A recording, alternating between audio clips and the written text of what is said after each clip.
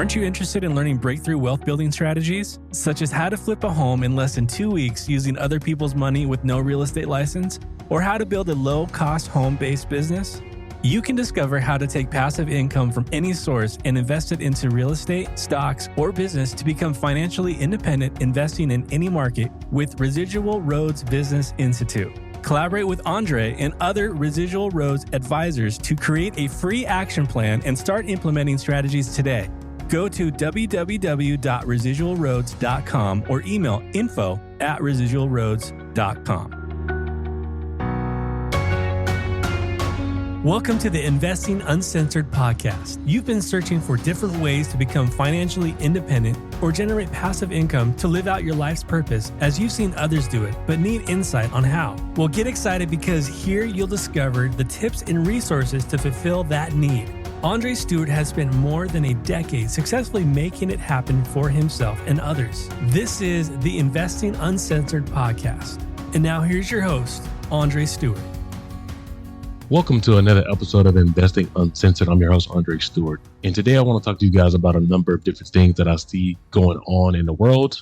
In addition, I want to talk about what's going on with the war between the Russia and Ukraine, because I got some boots on the ground because I'm doing some international business. So I got to speak on that real fast. But first, I'm not a real big football fan. I watched the Super Bowl over the weekend and it was a good game. It was probably one of the better games I've seen for the Super Bowl over the last decade for sure. That call at the end, man, I'm not a ref, but I mean, that was suspect. I mean, the ball wasn't even catchable. It was still in field goal range. They probably could have still made that field goal. Maybe. I'm just saying, like, that was a great game. If you didn't watch it, I think you should go back and take a look at it, or at least watch the highlights. But anyway, back to the Russia and Ukraine war.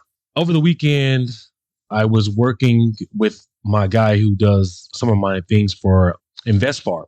And he just went off on a tangent because he's moving from Russia back to London. And so we just happened to have a call about, some business stuff. And he just was like, man, it's getting crazy in Russia right now. Moscow is kind of protected, but he was saying that people are getting conscripted in the States, is drafted. So they're just basically drafting everyone. He said, there's no way that you can escape getting drafted right now in Russia. He said, maybe you can go and get a physician to say you have flat feet or you're like the only son or something like that. But he said even that's not working. So they're basically drafting anyone from, ages 18 all the way up to 50. Like, they don't care. So he said it's getting kind of scary over there because the political climate is changing and no one's safe. You're not safe at all. And he said it's tragic because they're going to fight a war against the Ukraine, and only 2% of the people in the Ukrainian side are from Ukraine. He said most of those people aren't even from there. And he said the media is telling people that one side of the story, and obviously this dude's boots on the ground, and you can say, oh, well, he's from Russia, and he's going to say that. He don't live in Russia. You know what I mean? He lives in London. He's from Russia, but he moved a long time ago, and he moved back, I think about a year ago, before all of this stuff happened, or whenever that was, a year ago, a year and a half ago.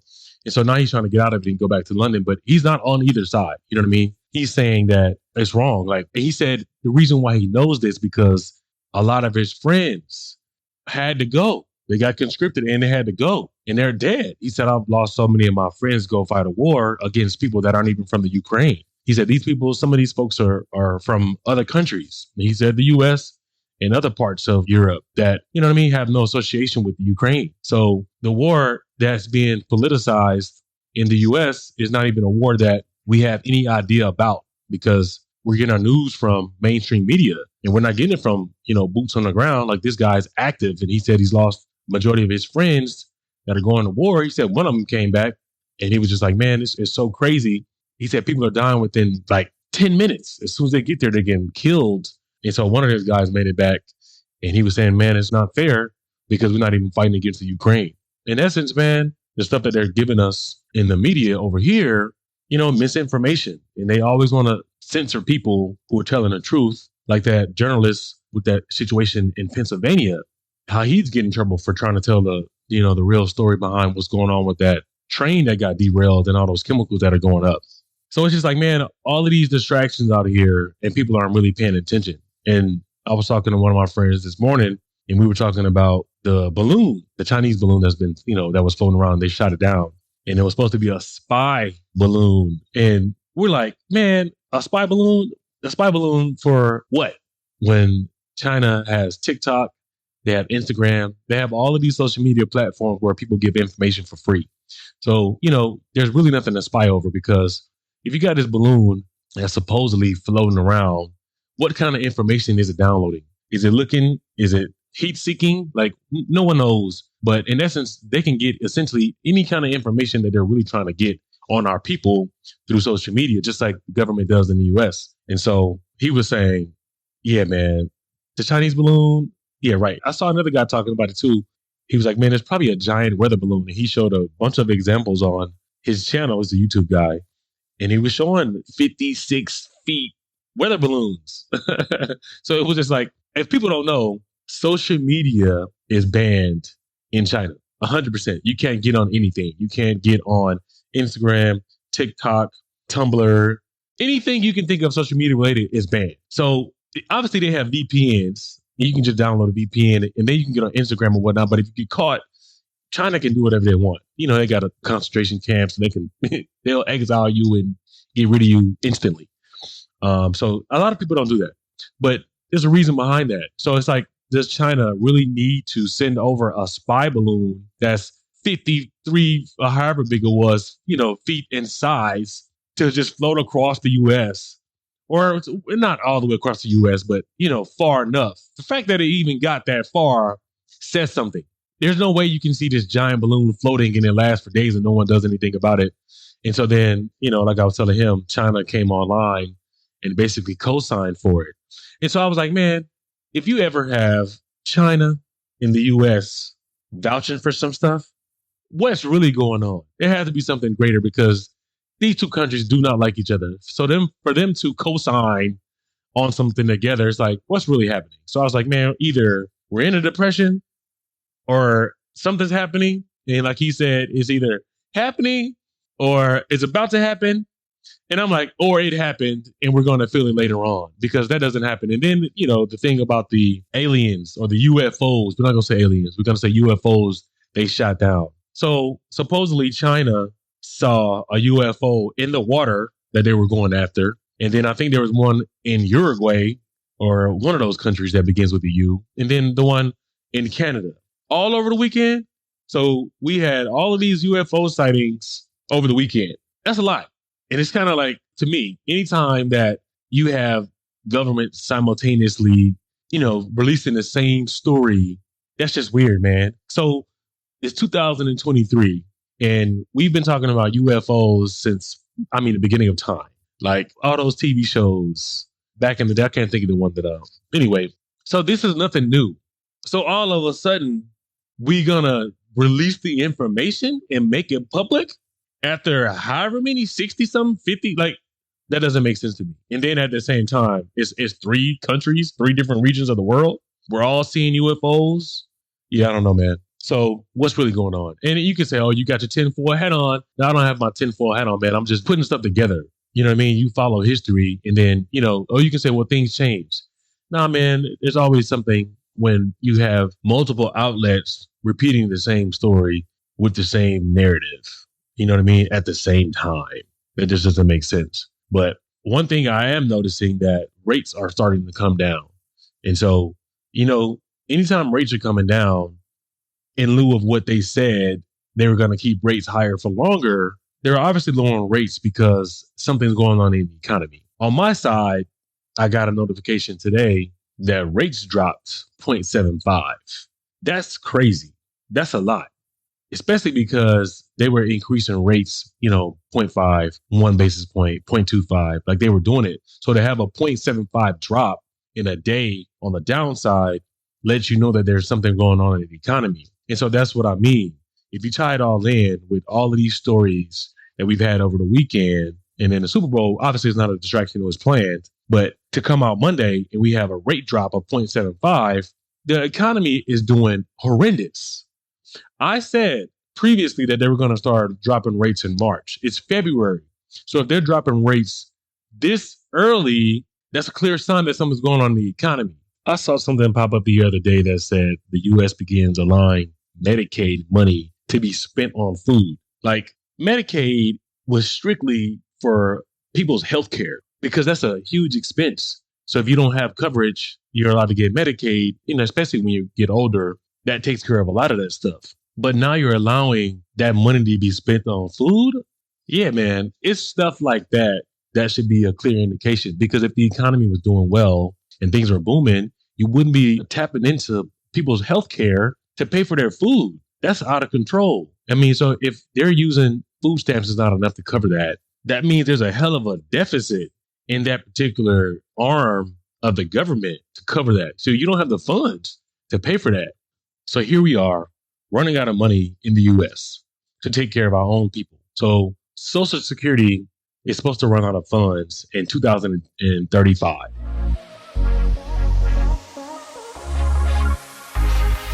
Have you ever thought to yourself, I wish I could get into real estate investing? You can change this as quickly or as slowly as you want to now. Imagine yourself networking and making new connections in real estate globally, or buying an investment property in a market or country that fits your needs. People do. They know what I'm talking about, and now you can too with InvestFar. Connect and join the network.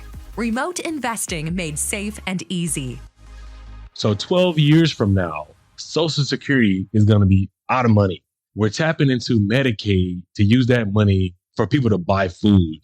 But we sent $50 billion to the Ukraine to fund that war. That apparently only has 2% of the Ukrainians fighting in it. That doesn't make sense to me. So this goes back to what I was saying earlier. I saw someone say, so anytime something happens and it goes mainstream, that's a distraction. Yeah, it's a distraction from what's really going on. So here we got this huge ordeal going on within the US with our finances. And we worried about some stuff that we shouldn't be worried about. And people aren't even paying attention to what, like 12 years from now, Social Security is going to be bankrupt. That's a big effing deal. And we worried about supposedly UFOs and a war in Ukraine that doesn't have much to do with the Ukraine. I mean, come on, man. And then they're dropping rates. So obviously there's a greater issue that needs to be focused on. And instead of us worrying about that, instead of there being an uproar around that, they give us something to distract us with. And you can call it what you want, but that's what it is. I mean, almost 30,000 people have died because of that earthquake between Syria and Turkey. And the U.S. has only donated $85 million. So you're going to drop $50 billion for this war, but you got close to 30,000 people that died. And Turkey already had a high inflation problem. And you only want to send over $85 million. So the fact that you want to send $85 million for that, $50 billion for that, and then we running out of funds in the U.S. Like, to me, none of that makes any sense. And, I'm not on social media. I'm off the grid. I mean, I have pages, but I'm not on it. I did see Biden spoke about what he was going to do to strengthen Social Security and Medicare, because like I said, it's running out of funds. I'm like, maybe the government is trying to distract us from the heat that he's catching because of that. He said he was going to strengthen it, but he hasn't said how. So that's why I think when stuff happens, man, especially in subsequent order, you got to look further into it. You got to go back through the timeline, because stuff doesn't just hit mainstream media and go viral like that. It takes a lot for multiple outlets to pick up a story. Mind you that most of the outlets are owned by, 7 companies. So a lot of times it does make sense when a lot of the news outlets repeat the same thing, but there's a reason why, right? So you got to look at all of the events that took place before whatever this new thing is that's coming up on social media all the time, coming up in the media all the time, people on YouTube talking about it. There has to be something that led up to that for this particular story to get picked up to go so large. So that's when you got to go back and be like, okay, what happened last week? Or what's look like it's going to happen? Or look at history. You got to see what's trending to be like, all right, this makes sense on what could potentially be happening. So you're prepared and you're not caught, blindsided by what might happen. So that's kind of what I do when stuff starts to happen and it finally gets to me, because I'm not on social media. So by the time something gets to me, that means people that I know who don't even follow that stuff, if they're starting to talk about it, then something's going on. So that's when I'm like, okay, if you're telling me about this, I got to look into this, because there's got to be something greater, because it's not something you talk about. So that's what I mean. When I come on the podcast and I'm talking about something, it's super late. I'm probably a week late by the time I've seen it. And that's because I heard it from somebody who I don't normally hear things from. It's like Warren Buffett always says, if the boy is shining your shoes is telling you what stock to buy, or he's talking about investing in the stock market, then it's time to guide the stock market. It's a similar thing, man. When you start hearing things, man, you need to start, paying more attention. So, inflation is raging. Home prices are falling. Interest rates are dropping. These are all telltale signs that the economy is not doing well. And so you see all these job layoffs that are happening, and that's increasing more and more as time goes on. I think unemployment is not 3.6 or 3.9%, which is not the real number. So the economy is probably really, really bad. And all of these things that are coming out over the weekend or over the past week is just something to keep us occupied from, checking our pockets, making sure that we're fine, and not, causing an uproar or being out in these streets complaining or, starting riots, because it is not doing good. And so by the time June or third quarter of 2023 is probably going to be horrendous. So guys, I just hopped on here to do a real quick podcast just to get you guys to think. I'm huge on wanting people to think outside of their social media platform, outside of their media circle, outside of whatever you get. It doesn't matter if your mama comes to you and tell you something. You need to do research on her. Do due diligence on your mama if you have to, right? Just don't take anybody's word just because they tell you something, even mine. So if I say something, go look it up, do your research. I'm huge on that, man. People being in the know on their own. So I think it's going to get worse. It's obviously getting worse. And you're like, can it get more worse? Yes, it can. And so that's what we're going to see. So I give it the end of the year. What is still mind blowing to me is that the stock market is still doing well. It's at 4,100 for the S&P, which is mind blowing because, how many people in tech have lost their jobs? None of those tech companies are doing good, but the S&P 500 is still doing amazing. So when it hits, it's going to be bad. As far as the housing market, I'm starting to buy more houses, but I'm trying to get them very strategic.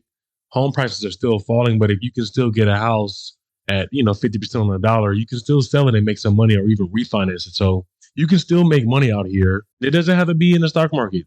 I will always say that if you can get into houses that are under $250,000, you're going to make money, because even the person working at Walmart or the fast food restaurant can afford a payment on something under $250, especially when rates start to come down. So I'm actively getting in houses, but I'm trying to get rid of them as fast as possible because I don't want to be stuck in the house, because I do think that the economy is going to come to a halt later in the year. So I'm doing deals now. Because I'm trying to stockpile more and more cash for later in the year. And in 2024, when real estate prices are probably back down to where they normally are, or not normally are, let's say, previous to 2019.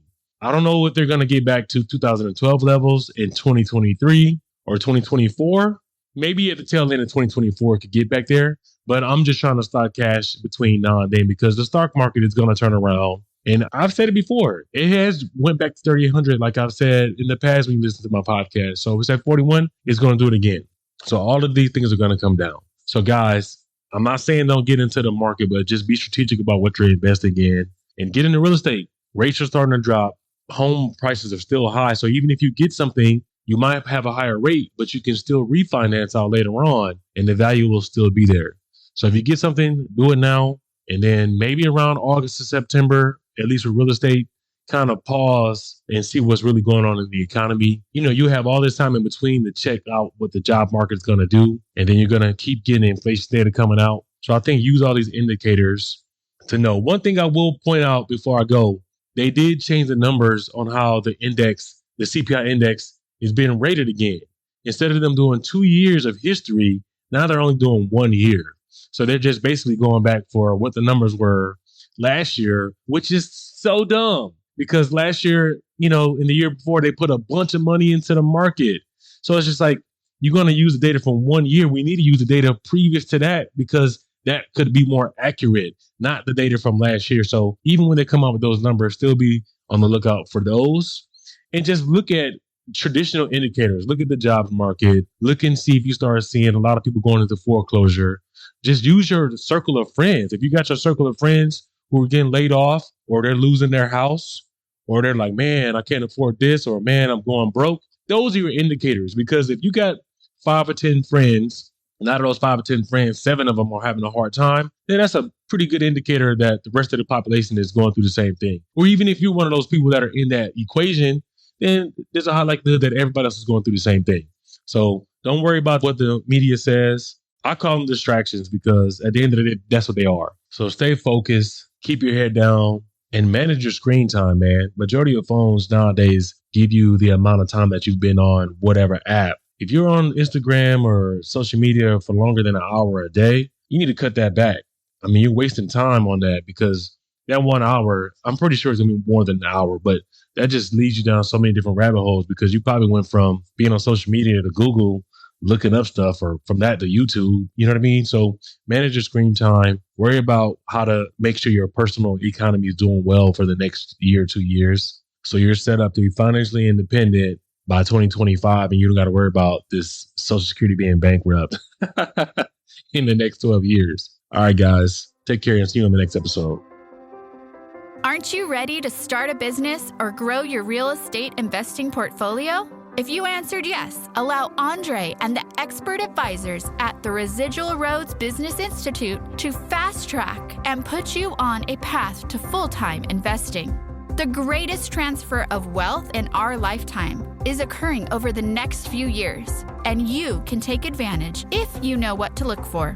In order to be successful at real estate investing, you need to learn how to leverage your current resources to generate quick money, big money, and retirement money. Let Residual Roads advisors craft a plan to get you through these phases using little or no money in 6 months or less. Don't wait for a job. Create one for yourself and others. Go to residualroads.com for mentorship, and for our free course, go to residualroads.thinkific.com.